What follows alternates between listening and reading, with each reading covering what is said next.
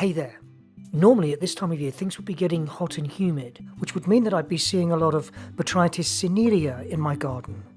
But this spring we've had unusually cold conditions, along with record-breaking floods and rain, which means that I'm seeing a lot of, Botrytis cinerea in my garden. Or grey mould, shown here being photobombed by the so-called beautiful cockroach.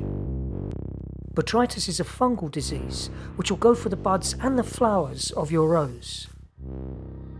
Whoops. It begins when moisture becomes trapped and the water starts to pool inside them. You'll probably first see it where a bud has just balled, which means it's rotted from inside and its development has just frozen, so it never makes that transformation into the flower. The blame for this pink pigmentation, or ghost spotting, is traditionally laid at the door of Botrytis, and also some other fungal diseases like Cercospora. But there's some recent research which suggests that perhaps this blame is misplaced, and although not conclusive in terms of the actual culprit, it does suggest that opportunistic bacteria and fungi are behind the phenomenon. Either way, gardeners would have always told you, before or after this report, that it's fine to leave these pink spotted flowers and buds in the garden, but get rid of those dried up rotted buds as quickly as possible. The aim with this is to stop the Botrytis going into the stems from the bud. So go a few nodes or the points where the leaves join the stem down before you cut. Botrytis spores are windspread, so rather than just drop the bud that's been cut onto the ground, I tend to carefully put it in a bag. I know I have a strong urge to then just slam it in the bin, but be a bit gentle or you'll release a cloud of spores just before you close the lid. But let's focus on the upsides, because sometimes I feel you can get bogged down by this queue of pests and diseases, all keen to spend some time with your rose. So it's good to accept the gifts when you can. And in this case, if you have a white rose, then it'll transform it for you into a pink polka dot one. Okay, I know the circles are not perfect, but if you have small kids, they'll also take great pleasure from the rose bush that's got measles.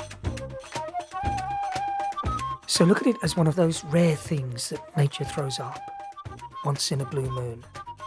If you're bored with that yellow blush on your icebergs, or this honey-coloured core of Madame Anisette, that can be arranged as well, as long as you like pink.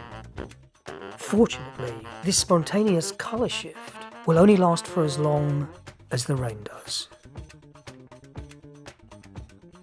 And finally, if the conditions are right, you can still find Botrytis on the remnants of the buds and hips. So it is important to deadhead. Again, sterilise your tools before and after you make cuts for each plant.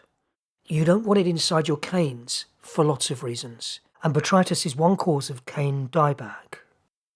Once a flower is spent, it's normal for a rose to cut supplies, unless it's putting its energy into rosehip production later in the season. So at this stage, a certain amount of dieback is to be expected. But if it's spreading from infected tissue, I personally would want to deadhead that as quickly as possible. You just don't want to give it the chance to creep from that infected bud and work its way via a wound into the canes. Once inside, it can create its own lesions and canker, and if it actually gets into the bud union, even death.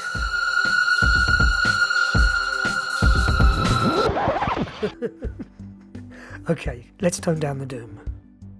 Because really, this isn't a big deal and it doesn't need to be. Just sterilise your tools between cuts for each plant. And preventative measures will be the best cure here.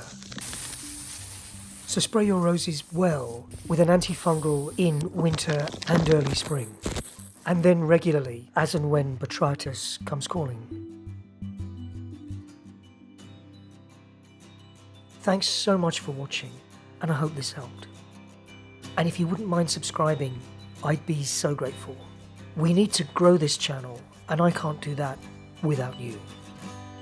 Thanks again. Take care.